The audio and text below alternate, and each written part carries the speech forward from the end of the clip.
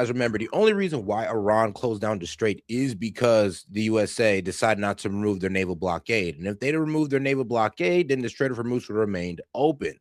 They told the US, look, if you're going to keep blockading our ports, then we're going to close the strait. And America told them, look, we're not going to remove this naval blockade until you reach a deal on your nuclear enrichment. So what did Iran do? Pretty much close the strait. But all right. The enemy. We're getting reports Iran has already fired on ships in the Gulf today. But the U.S. blockade appears to still be in full effect. President Trump gave an update on talks with Iran from the Oval Office this morning. The president says a peace deal is coming very soon, but he's standing firm on his demands. But we're talking to them. They wanted to close up the strait again, you know, as they've been doing for years, and they can't blackmail us. Alex Hogan has the latest for us from the White House. Alex. Hi, John. Iran today says that these new restrictions on the Strait of Hormuz will remain in effect until that U.S. blockade of the strait is lifted. Here today at the White House, President Trump did not take many questions involving Iran, but he did tout progress. They got a little cute, as they have been doing for 47 years. Nobody ever took them on. We took them on. They have no Navy. They have no Air Force. They have no leaders. They have no nothing. Actually, their leaders it is regime change. You call that enforced regime change. As far as the strait, Iran. This is where people is kind of pulling, kind of calling Trump out. Like, first off, regime change isn't just killing a bunch of leaders that can easily be succeeded. Like, that's not regime change. If anything, we got more hardliners in this regime. And also, I mean, taking out their Air Force and their Navy, like I said, their Air Force is from the 70s, Navy from the 70s. Those are never a threat. Right now, what is a threat that Iran is using is their, well, not nuclear capability, but their missile capability and their drones. Iran today claims that it is back in control. Iran also reportedly firing upon at least one vessel in the strait. It comes after just yesterday, Iran's foreign minister said that the strait was completely open for all commercial ships. Meantime, diplomatic efforts underway to end the war. Today, Iran's deputy foreign minister says that there needs to be a framework of understanding that must be agreed to first. We have very good conversations going on. It's working out very well.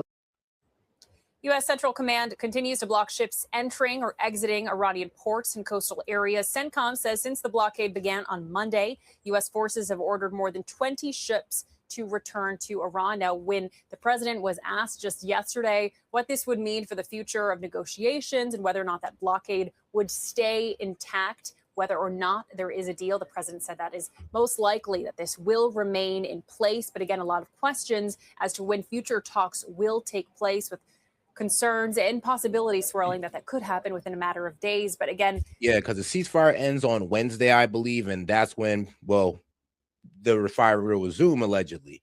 The problem is, it doesn't seem like Iran has a problem with the firing resuming, and Iran's pretty much showed that they're not really rushing for a ceasefire like Pete Hegseth and Donald Trump tell us that they are. Remember, we was told that they were like, they capitulated, they're begging for a ceasefire. Then when JD Vance goes there to negotiate, they shoot us down and they walk out the door. Why? Because they still have leverage. And even though the administration don't want to acknowledge it, it's kind of being showed to us on a global stage. A lot of big concerns with this change that we are seeing the last day unfold. John. Alex Hogan. Oh, guys, double tap that screen and like the video, guys. Let's get more people on the conversation by double tapping that screen and getting the likes up. Let's get to 100 likes. And you have any question, comment, jokes, or disagreements, you can go ahead and Venmo it in, or you can go ahead and super chat it in as well. Reporting from the White House. Alex, thanks.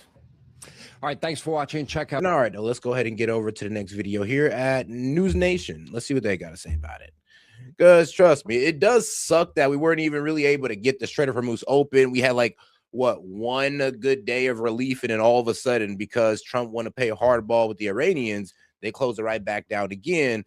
And it's funny because we keep trying to play the Iranians like they don't have any cards, but they keep proving to us that they do. And that's the tough part. I don't know why they just don't keep it real with us, but it is what it is. And make sure to like the video, guys. standoff over the Strait of Hormuz just 24 hours after President Trump said this critical trade route was completely open. Iran shutting down the strait once again, already attacking 2 ships attempting to cross. Now, in response to Iran's announcement, the U.S. military saying it is preparing to begin boarding Iranian-linked vessels.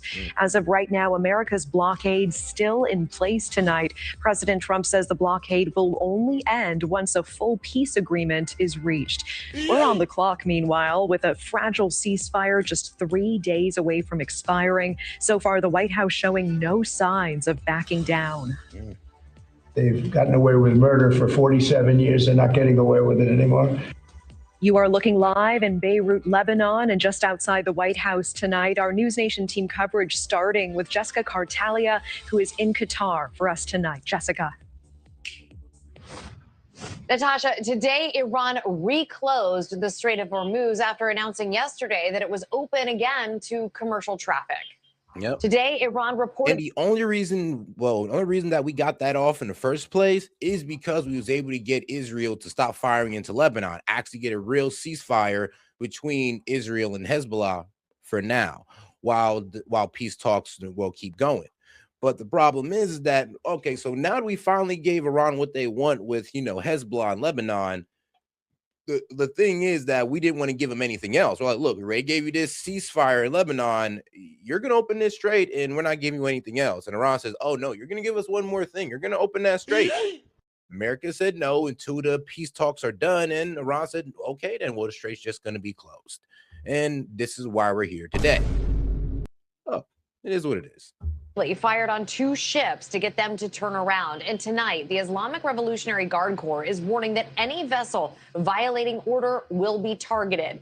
Also, the big question tonight is how much of a gap is there between what the U.S. and Iran are demanding and where the 2 countries are willing to compromise on a deal. Now, the Washington Post is reporting that U.S. military is preparing to board Iran-linked oil tankers. This comes after President Trump said the U.S. naval blockade of Iranian ports will remain in place before a deal is struck. U.S. officials say that multiple vessels have been turned around as enforcement and diplomatic pressure on Iran continues. President Trump also saying Iran has essentially agreed to suspend its nuclear program, adding that a deal could come very soon.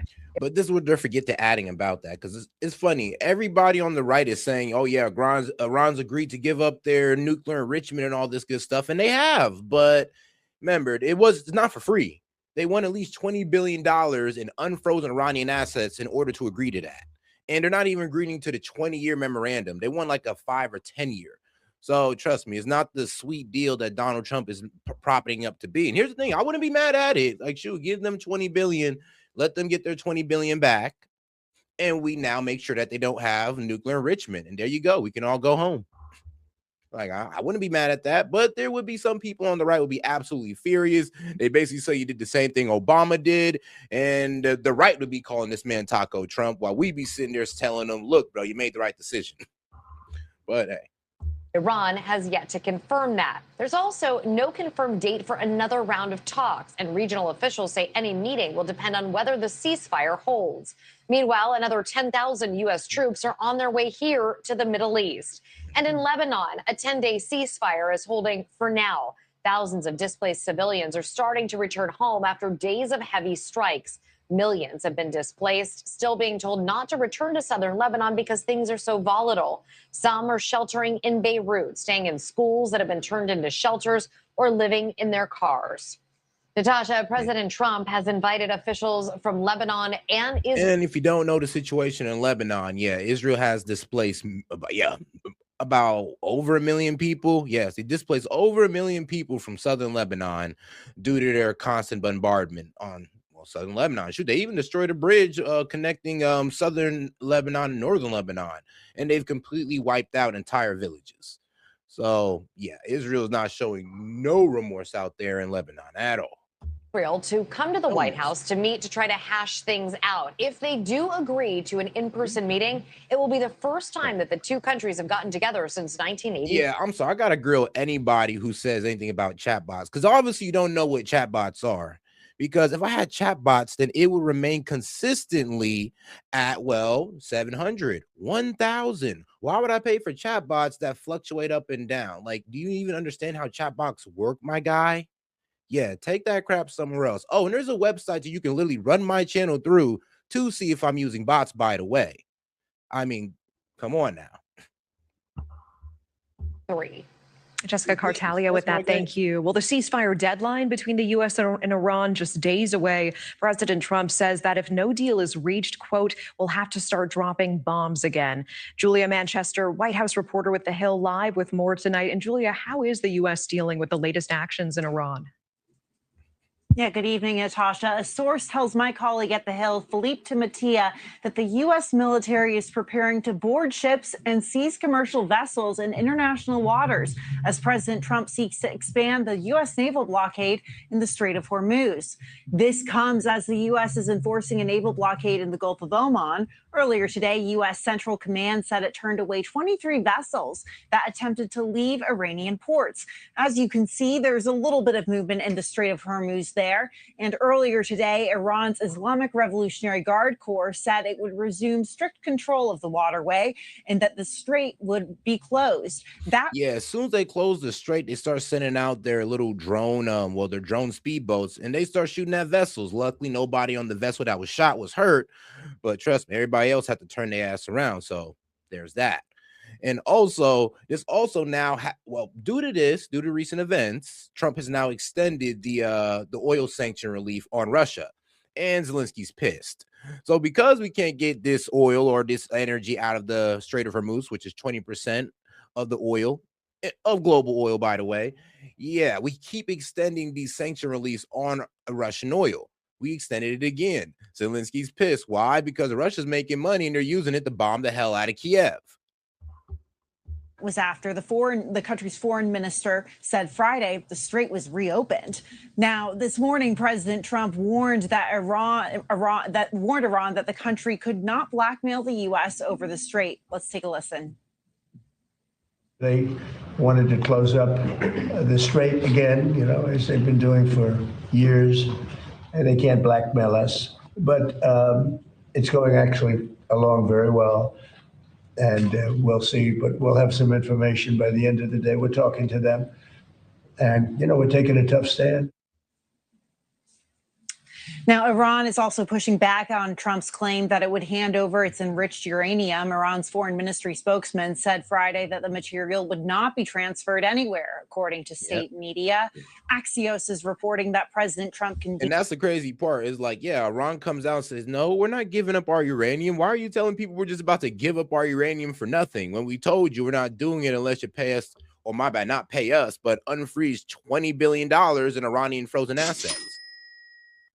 If they are not willing to do that, then the Strait of Hormuz, well, sadly, is going to remain closed, and we're not going to be able to get their nuclear enrichment. And if we're not willing to do it that way, then we will have to put boots on the ground if we're dedicated to solving their nuclear enrichment problem. A meeting in the White House Situation Room earlier today amid the developments. Joint Chiefs of Staff Chairman General Dan Kane was spotted leaving the White House earlier today. Now, Natasha, the 2-week ceasefire between Washington and Tehran is set to expire on Wednesday if a deal is not reached. Trump told our colleague... Oh, God, do me a favor and double tap that video. Double tap that screen and like the video, guys. That's how you like the video here. You got to double tap that screen. Appreciate the support, by the way. Let's get more people on the conversation. If you have any question, comment, jokes, or disagreements, you can Venmo it in or you can super chat it. Appreciate the support, guys.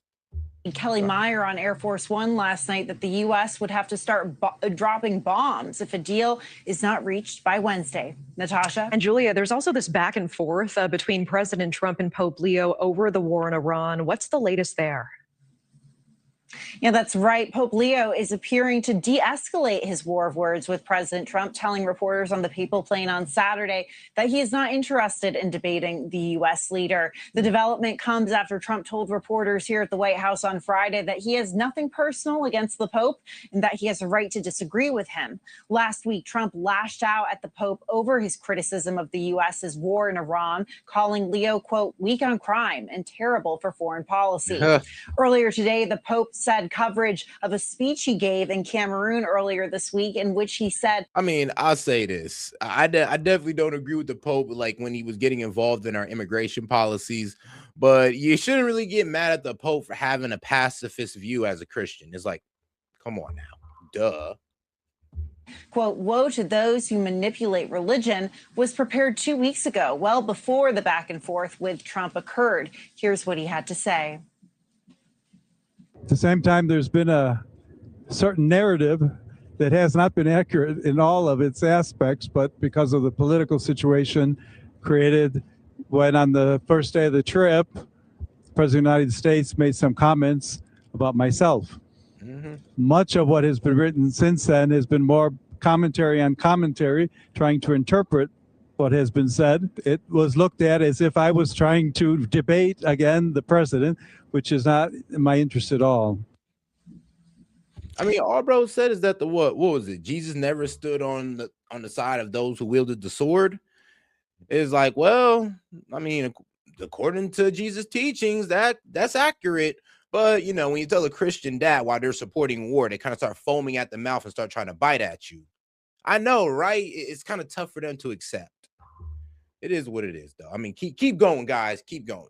Keep on supporting this war right into the midterms. But don't complain when Dems get in power and now you got to deal with an open border, 9-month abortions. Oh, man. Oh, well, what else y'all want to fearmonger on about the Dems? Because here's the thing. You're not lying about it. Oh, socialism, too. Don't get mad about when these social policies start rushing in. But remember this, you should be happy because you got your war with Iran and now the Dems are going to have their blue wave. That is what you sacrificed. There you go.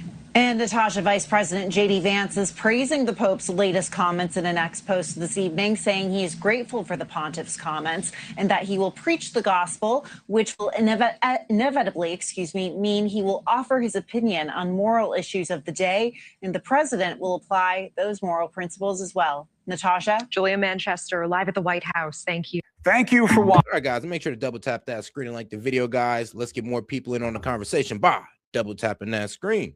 Appreciate the support, people. Oh, and if you have any question, comment, jokes, or disagreements, you can feel free to super chat it in or send it in through a Venmo. I'll read it out loud and engage with it. Appreciate the support. All right, now let's get in to see what else Fox is saying. And on this Friday, major movement in the Middle East. And this just now from the president's Truth Social. Iran has agreed to never close the Strait of Hormuz again. It will no longer be used as a weapon against the world. President Donald J. Trump. The president says Hormuz is fully open, except for Iran. The U.S. blockade of Iranian ports will stay in place until that radical Islamic regime agrees to a deal. And the president's optimism in the last few minutes lifting U.S. trading markets and the world with signs that a deal could come very soon. I'm Harris Faulkner. You are in the Faulkner Focus. That was shot out. Here is President Trump. Well, I have a little deal. I can make a little deal. I want to get it done. They've agreed to almost everything. So maybe if they can get to the table, there's a difference. They agree. They're going to get to the table with a pen. We'll have that over with. President Trump crediting the U.S. blockade for putting an economic stranglehold on Iran, saying he believes he can get a final agreement without extending the ceasefire, which expires Monday. Yeah, and you see the problem here due to, our blockade, pretty much we were pretty much guarding the Iranian ports, especially right here. So what Iran was pretty much telling us is like, yo, if you don't let go of this blockade, we'll just close the strait and nobody's going to get through. And this is what I was saying. This is what everybody else was saying. So we put a blockade on top of a blockade, and yeah, pretty much. And we pretty much wait for one blockade to lift to keep our blockade on. Then we was pretty much playing favorites, saying, well, Iran, you can't get through, but everybody else can. And what, you think Iran was just going to accept that? I mean, maybe if we were winning like Trump said we were, maybe if the reality that Pete Hegseth and Donald Trump been painting was true, then sure, that would have worked out. But as you see, it's not. This ain't me hating Trump. This is just me understanding what's going on in the world. I mean, if we were so-called kicking their teeth in the way we are, or the way we should be, or the way they claim we are, then honestly, when we should be able to hold this blockade and they open the Strait of Hormuz, and we don't got to give anything to them. But we've given two things to them already. I mean, we've given them what? A ceasefire with Lebanon. We've even given them a ceasefire altogether. And then what else? Oh yeah, we might even have to we might have to take off this blockade. Why? Because the straits closed again and oil prices are about to spike up. It's like, bro, we really can't get a break with this one. Central Command released these brand new images of the blockade in action. U.S. warships patrolling the Gulf of Oman, in addition to the Strait of Hormuz, and warning commercial traffic away from Iranian ports. You must get back. CENTCOM says 19 ships have now complied and 0 have slipped through. And this part is fascinating. We can actually hear the audio of our mighty Navy communicating. Now, the only ship that slipped through was a Chinese tanker. And the funny thing about that Chinese ship is that we actually worked out a deal with China, pretty much saying, look, if you don't give weapons to Iran, we'll go ahead and let you pass through the strait, even with the blockade. So we're even playing favorites with that. With those ships. What were we going to do? Blow up a Chinese ship? This is U.S. Navy Warship 115. Request you return to original port of call in Iran. How copy? Over.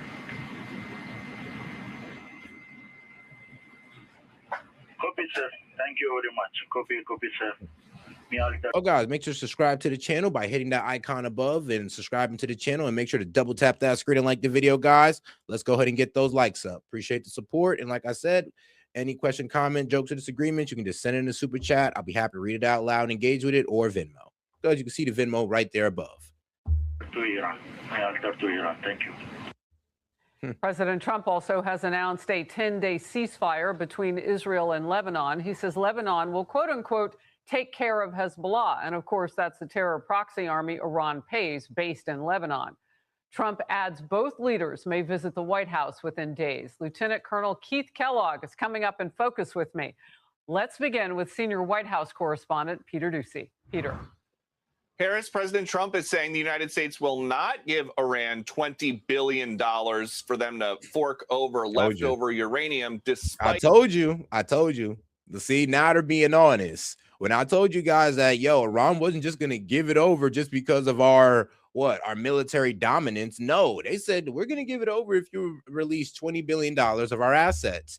And we're telling them, hell no. And they're telling us, okay, then I guess you just won't get this enriched uranium. And if we're not willing to do that, then I guess it's boots on the ground. I mean, y'all take y'all pick. Which one would you rather? Diplomacy or boots on the ground? No, honest question. Please put it in the chat. An Axios report this morning suggesting that is one of the United States offers to Iran that they might make at peace talks in Pakistan. The president said the USA will get all nuclear dust created by our great B-2 bombers. Hold on, guys. We got something that just came in. Trump holds Situation Room meeting on Iran amid Hormuz crisis. Holding a yeah, I know, because he did all that boasting with top officials as he weighs whether or not to extend. Can you imagine doing all that boasting? Pretty much saying we dominated Iran. They're doing whatever we want. We're about to get this peace deal done. Then Iran turns around and pretty much make us all look stupid, or will make the Trump administration look stupid by closing the strait, pretty much ruining that economic relief that everybody was feeling for a day and a half. And here we are, guys. Like I said, I really don't even know why he got into this war. It hasn't been anything good for him. It's only hurt his numbers. It's only hurt his success with the economy. Inflation's back up, gas prices are back up. There really is no benefit to this war that can be explained to me. Not one. Actually, the only thing they're really telling you right now is, look, guys, accept high gas prices because Iran won't have a nuclear weapon that they never had and that they were never going towards. But please accept these high gas prices. It's bullshit. Make sure to double tap that screen, guys, and like the video. Appreciate the support. And like I said, if you want to support the stream, you can send a Venmo or super chat. All right, let's go. And the ceasefire with Iran, which ends Tuesday night. Chief Foreign Correspondent Trey Yinks joins us now from Israel with the latest. Trey, good morning. What's going on, man? Yeah, hey guys, good morning. The ceasefire between the United States and Iran is set to expire in just 72 hours. And already the Iranians are testing the agreement. Over the weekend, 2 vessels that were trying to pass through the Strait of Hormuz reported gunfire toward their ships. Other vessels were able to pass, but the Iranians say the strait is closed once again and in their control.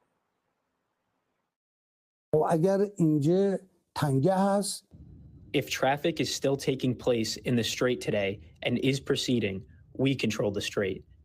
Now, for 2 or 3 days, the U.S. has deliberately laid siege. What does siege mean? It means that everyone comes and goes, but Iran doesn't go. What a foolish and ignorant decision. The U.S. blockade of Iran. No, I'm gonna be real with you. I hate to admit it, but honestly, bro, the Iranian bastard got a point, though. I'm gonna be honest with you. Hey, man, I'm not no supporter of Iran, but I also gotta respect when somebody's low-key telling you how it is. It's like, bro, that was dumb. So you honestly thought that we were gonna open the Strait of Hormuz and you let everybody pass but us? I'm sorry. Like, what? And here's the thing. If you're listening to Fox News and you're taking Donald Trump at his word, you're going like, "Set, that makes sense. Of course they're gonna accept that. We're kicking their teeth in. Navy destroyed, our Air Force destroyed. Of course they're gonna accept that." But no, that's just not the reality on the ground. And those aren't the threats that Iran.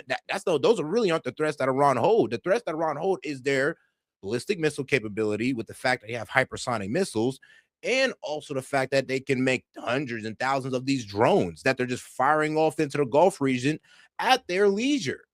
Those are the problems. It's ballistic missiles and drones. That's why when Israel came to us about Iran, they weren't just bitching about their enriched uranium. They were also crying about those ballistic missiles that was flying into Tel Aviv during the 12-day war. That is also what's a big, huge threat that comes from Iran, is those ballistic missiles, which they've proven to us. I mean, come on now. Have you not been paying attention? Iranian ports remains in effect. CENTCOM said that 23 vessels complied with their warnings to turn around on Saturday. Additional vessels were forced to turn around today. President Trump spoke from the Oval Office over the weekend about the situation in the Strait. They got a little cute, as they have been doing for 47 years. Nobody ever took them on. We took them on. They have no Navy. They have no Air Force. They have no leaders. They have no nothing. Actually, their leaders it is regime change. The Iranians I'm sorry, guys, but if you truly believe, bro, that just because Trump killed the Ayatollah and maybe like what, 6, 7 other leaders, if you think that's regime change, I'm sorry, but you're kind of, I don't want to call you slow, but I definitely got to call you gullible. You're definitely gullible. But no, that's not regime change. When the IRGC is out of power, when they can no longer appoint another Ayatollah, that's a regime change. When the Ayatollah no longer holds no power in Iran, that's a regime change. The Ayatollah still holds power. The IRGC still holds power. No regime change has been done. If anything, we got more hardliners who is less willing to work with us. Continue to threaten U.S. forces in the region, but while the Iranians are talking, the Americans are preparing, sending dozens of additional transport planes to the region over the weekend.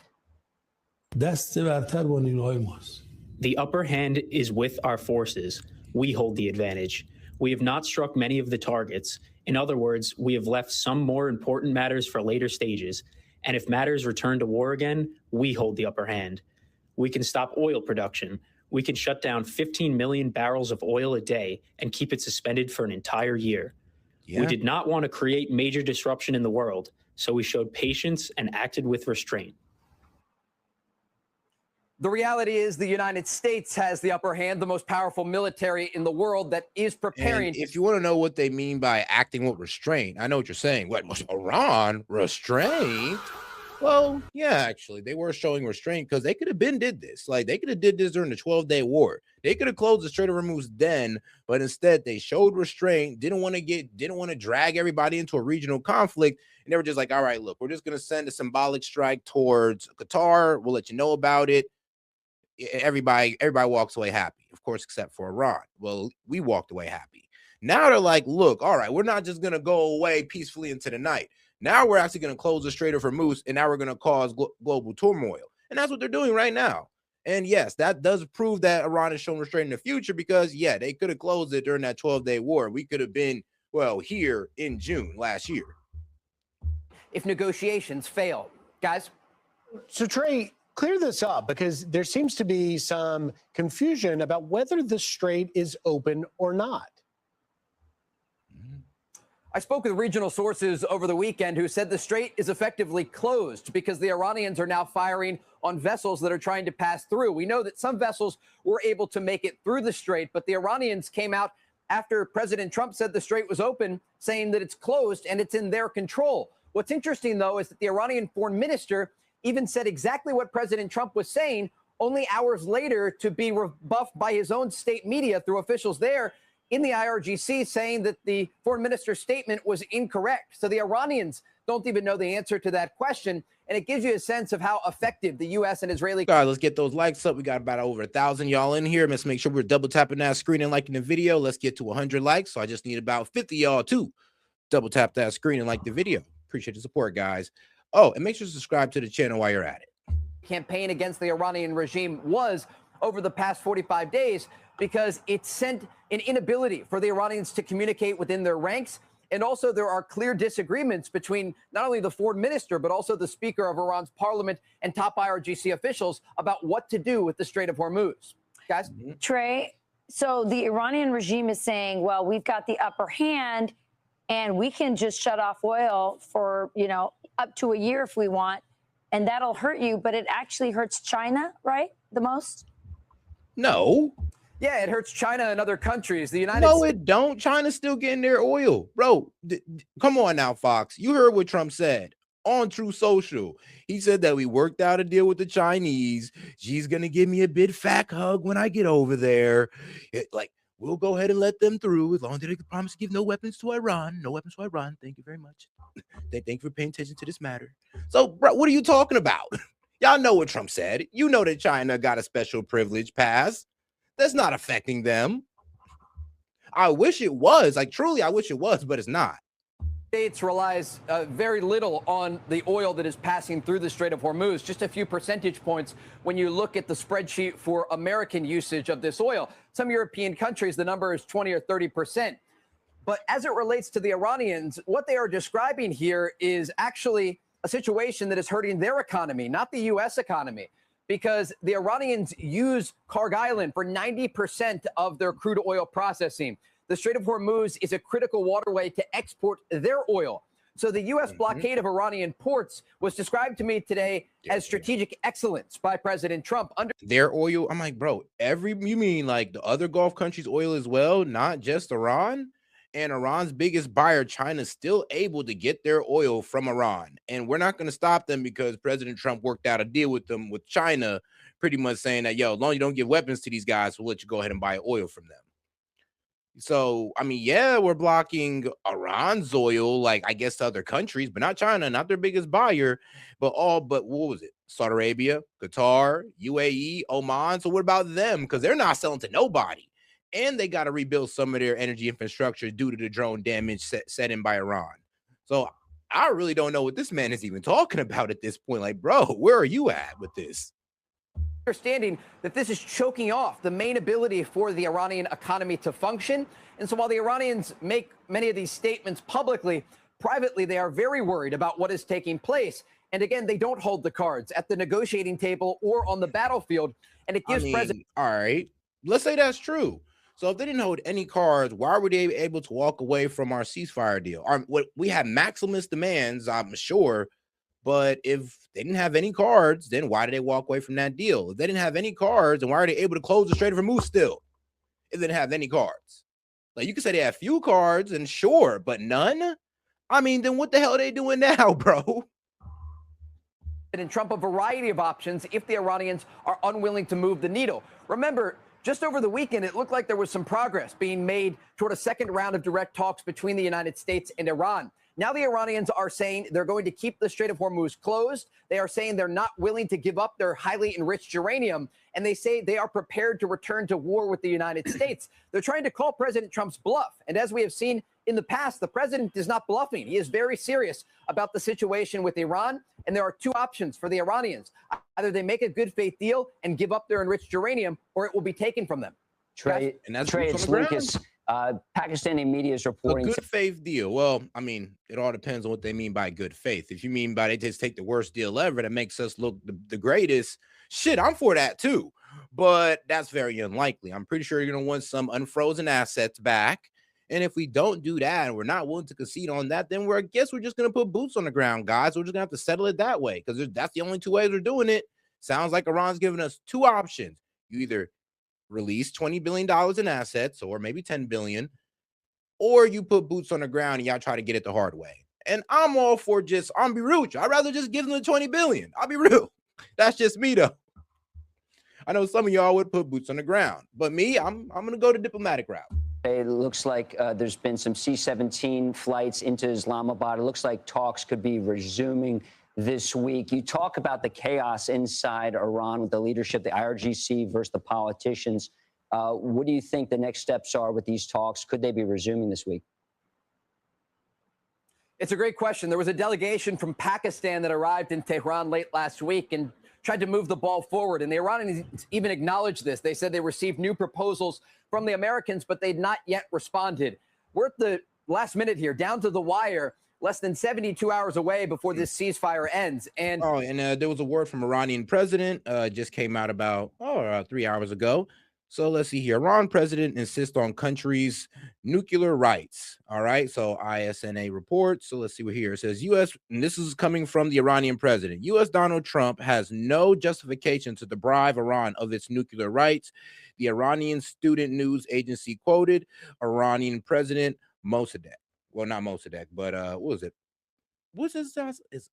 No, what? Let's just go with the Iranian president. As saying on Sunday, as Washington and Tehran continue to face disagreements over nuclear issues, aka they honestly believe, well, they do have a right to enrichment. They are part of the Non-Proliferation Act, unlike Israel. So, I mean, they got that. And here's the thing. I thought it was about, like I said, there was a goalpost move here. It was supposed to be about Iran never having a nuclear weapon. Now it's about Iran cannot enrich uranium. I mean, that is a shifting of the goalposts because enriching uranium, I mean, bro, you can use that for medical reasons, power and all that good stuff. But here's the problem, though. If that was the case, then we should have kept them under the JCPOA and not and Donald Trump should never came in 2018 and just ripped it up and then not try to get into a better or stricter deal, which he never did. Instead, he committed multiple acts of aggression from 2018 to 2020. You're wondering, S.E.T, what were those acts of aggression? Well, he labeled IRGC a terrorist group. He imposed the sanctions back on Iran that the JCPOA lifted, and he killed the General Qasem Soleimani. Those three acts of aggression from 2018 to 2021 led Iran in 2021 to enrich to 60%, and they've been there ever since 2021. the president has indicated he's not really interested in extending the ceasefire agreement. If the Iranians are willing to make a good faith deal, they're going to make it right now. And so the question is whether or not there are going to be a second round of direct talks this week in Islamabad, Pakistan. Preparations appear underway for that possibility. But again, the president yesterday holding that situational assessment at the White House with top generals, military commanders, and cabinet officials. And so the president understands the battlefield here. And we are looking at a situation where there's either going to be an agreement or the war in some capacity is going to resume. Yeah. And so in the coming days, we expect to get more information about the possibility of talks. President Trump has indicated he prefers a diplomatic option, but remains prepared should this campaign resume. The clock is ticking indeed. Trey, thank you very much. Trey. Let's hope that things de-escalate and negotiations resume. We'll make one note. This blockade on Iranian oil is really significant because their ability to store the oil that they're pumping is almost at a max right now. And so people think, well, okay, so you just shut off your pump. It's not like a faucet. If you're not constantly pumping, actually those wells can be damaged. So there could be long-term permanent damage or very expensive damage to these wells. And so they are thinking about that as well. They need that blockade. So we can do the blockade of their oil, and they're thinking about that as they're. But Iran doesn't want to make a deal unless the blockade gets removed. Of course, because it's a part of it. And the ultimate takeaway is that it further brings Iran's economy to its knees. Meanwhile, we are, from the economic standpoint, also. I'm sorry, but here's a problem with this whole, Iran's losing money, $400 million a day. Dude, we're spending $2 billion a day on this war, so that's not really a good argument to make. And also, Iran is a self-sufficient country. Well, they're pretty self-sufficient. They make all of their missiles in-house. Drones are all made in-house. So their top weapons, the top weapons that they use for offense and defense are all made inside of Iran. Like they was making these weapons 300, what was it? 300 missiles a month. And that's why their currency was crashing. Yes, that's why the rial was crashing. Is it their money to recall the rial? Well, either way, the Iranian currency was crashing and these guys were still having high production of missiles and drones. That's what y'all guys got to understand. I mean, their economy been in the toilet for a while now. So just strangling them for money, I mean, it's kind of like the same thing we're doing with Putin. It's like the problem is we can strangle this man for money all we want. He creates his own weapons in-house. When you're able to do that, trust me, no matter how much sanctions we put on you, it's going to be pretty hard to keep you from fighting if you're able to make everything in-house. Increasing sanctions on anyone that receives that oil. So when you talk about the economic damage to Iran, it is definitely a long felt pain. I was just going to say it's hurting our economy. It's not. Oh, guys, if you got any questions, comments, jokes, or disagreements, or you just want to support the show, you can go ahead and either send a Venmo or a super chat. Well, if you want your super chat right out loud, it's $2 and up. That's YouTube, not me. YouTube. Some people say $2 set. I'm like, bro. I mean, do you know how super chat works? Your broke ass ain't never use it. Okay, then. Well, it's $2 to type in a sentence. There you go. But all right, guys, make sure you double tap the screen and like the video. Detrimental, but it's hurting people. Let's make no mistake. And it has very serious political consequences for the midterm. It does appear the talks will happen this week because already some notices have gone out to the hotels in Islamabad to clear out. Another delegation is coming in. That's just what happened last time. Hey, everyone. I'm Emily Campagno. Catch me and my co-host. But all right, though. Let's go ahead and get right into it with, let's see here. Because perfect. It's a perfect video to bring up. Shout out to AI Telly. How 2 Iranian boats threaten the world's oil supply. Yeah. And trade operations. Let's get into it. Shout out to AI Telly. Pretty much explaining, well, how Iran's pretty much doing what they're doing with the Strait of Hormuz. Shutting it down. So let's look at exactly how Iran used these gunboats and anti-ship missiles to close the Strait of Hormuz. It all started deep within the transit lanes. According to alerts issued by the United Kingdom Maritime Trade Operations Center, a merchant tanker was navigating the waters roughly 20 nautical miles northeast of Oman. The ship's master reported being... And make sure to subscribe to the channel, guys, while you're at it. Make sure to hit that icon above, subscribe to the channel. Let's go ahead and get those subscribers up and the likes up while you're at it. So make sure you're double tapping the screen if you haven't already. Appreciate the support, guys. Let's get right into it. And like I said, any questions you got, just go ahead and super chat it in. Be happy to engage it. Approached by 2 gunboats belonging to the Islamic Revolutionary Guard Corps, the IRGC. But here is the crucial detail. The IRGC vessels didn't issue a standard VHF radio challenge. There was absolutely no warning. In the naval world, this is a severe and dangerous breach of standard maritime protocol. Instead, the 2 gunboats simply opened fire on the massive tanker. But physical damage wasn't really the primary goal here. The goal was to send a message. So, how will Iran and the US respond to this escalating blockade with their own military strategy? But here's the catch. Iran is just a small regional power, and they're trying to enforce a blockade against the world's most advanced navy. Well, Iran's strategy isn't to face the US head-on. It is to rely on asymmetric warfare. Take this for example. These 2 civilian ships are sailing near an aircraft carrier. Everything looks completely normal. But then, with the press of a button, the shipping container doors opens up and out comes a missile. These are the self-made Iranian anti-ship missiles, which can still pack a punch. Hey, yo. This is instantly followed by a swarm of low-flying drones and fast attack boats from within the cargo ships, and not to forget the small midget submarines. These submarines can launch torpedoes at the same time. In quick succession, it can pass through the carrier's strike group defense system and even achieve 10% impact. They might not sink the carrier, but they can damage it enough to make the waters too dangerous for the US to operate in. So let's look at the 4 key tactics they would likely use. Tactic 1. First and perhaps most famous is the swarm. The Islamic Revolutionary Guard Corps Navy operates hundreds of small, fast attack craft armed with heavy machine guns, rockets, and anti-ship missiles. The tactic here is simple, but deadly. Instead of trying to fight a U.S. destroyer one-on-one... Yeah, and here's the thing. When Trump said we destroyed their Navy, yeah, we destroyed all the big boats. But, yeah, those little small submarines and little speedboats that they got, yeah, they still got those, guys. They still have them. I mean, that's what they were mining the Strait of Hormuz with, these little speedboats. Which they would lose, they deployed dozens of small boats simultaneously from every direction. The goal is to overwhelm the U.S. ship's defensive systems, like the phalanx, by presenting more targets than the ship can track and destroy at once. Moving to Tactic 2, mining the Strait. Next, we have the silent killer, mining the Strait of Hormuz. This is the world's most critical oil choke point. Iran maintains an inventory of thousands of naval mines, including smart mines that can listen for the specific acoustic signal. Hey man, shout out to my man Vito the Viper. He sent 100 for 2 jewels. Appreciate the support, my man. Oh yeah, you can also send gifts as well. I also see those. Sometimes I'm late on catching those because they're kind of blank.